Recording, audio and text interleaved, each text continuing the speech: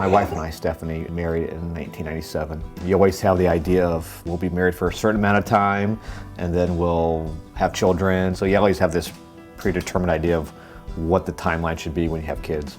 Growing up, I knew that I had Polycystic Ovarian Syndrome. So when we started trying about 3 years into our marriage, I knew it would be hard for me to get pregnant, and I knew I would need some help at some point. Month after month went by and there was no luck. All the pregnancy tests, everything 0, 0, 0. It's such a difficult thing to admit we need help having children. It's very personal.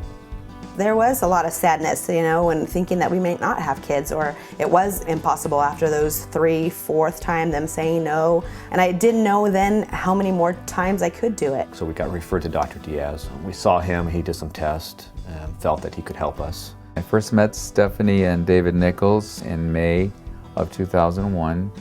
They were a young, energetic couple who wanted to begin having a family. In Stephanie's case, she had a hormonal imbalance that was preventing her from actually ovulating. Patients who have that type of a diagnosis are exquisitely sensitive to the fertility drugs that we provide. We had to be extremely careful for her safety to not overstimulate her ovaries and thereby increase the chances of a multiple birth.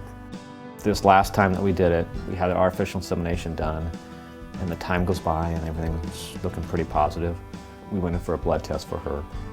I didn't want to get that news if it was unsuccessful, so I told them, please call him, and it was easier for me to deal with it that way. When Joan called me and says, hey, congratulations, she's pregnant. I said, oh, it's the news that I think any husband or wife that's been trying for an extended period of time hopes to hear.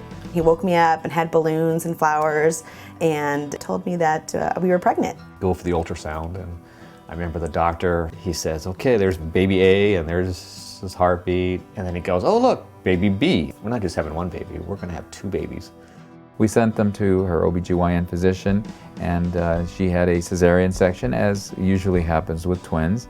But fortunately, both of her children were healthy. She had a boy and a girl, and so at that time they were content and their family was starting to grow.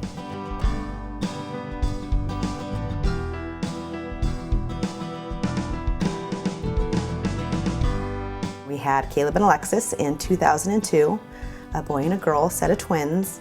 And then about 3 years into their birth, we wanted to have another set of children. Try it another 4 times with artificial insemination, and it just wasn't working.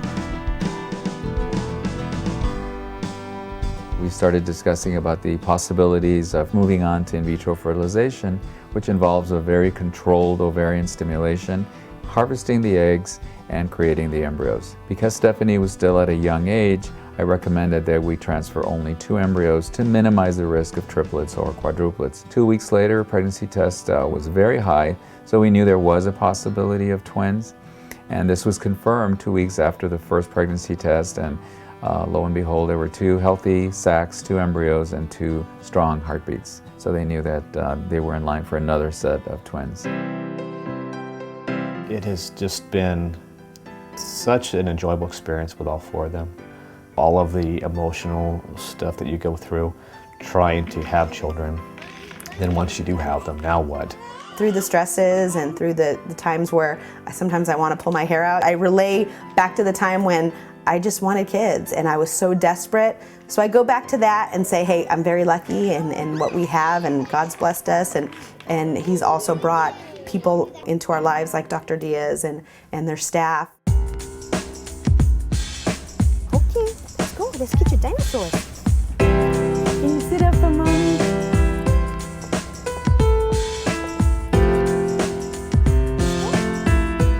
Come on. Hi, Doctor. How are you? Hi. Nice to see you. Hi, Doctor. How are you? I'm good. Today, as we interacted with Stephanie and David and their children, it made me realize that having selected reproductive endocrinology and infertility as my specialty was the right thing to do for me. I am fortunate to have a team of specialists working with me who are also very focused on this mission to help people realize that one elusive goal. For us, it's a great feeling of accomplishment and also of great pride. Talking to Joan at the office today, I said, Joan, you know that you had a huge part in this, don't you? And she goes, well, you know what? This is what makes my job. It's so wonderful. Going back to see Dr. Diaz and their staff, it just brings joy because I know that there was a point where I didn't think it was possible.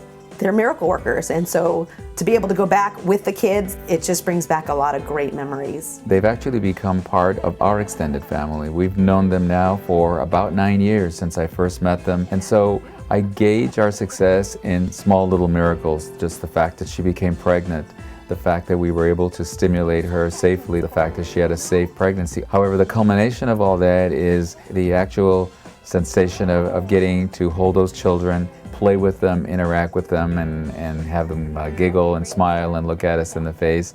And it's a whole sense of wonder that these children were once in a laboratory and that perhaps without this technology they may not be here. And so that is truly a sense of accomplishment for us and the team.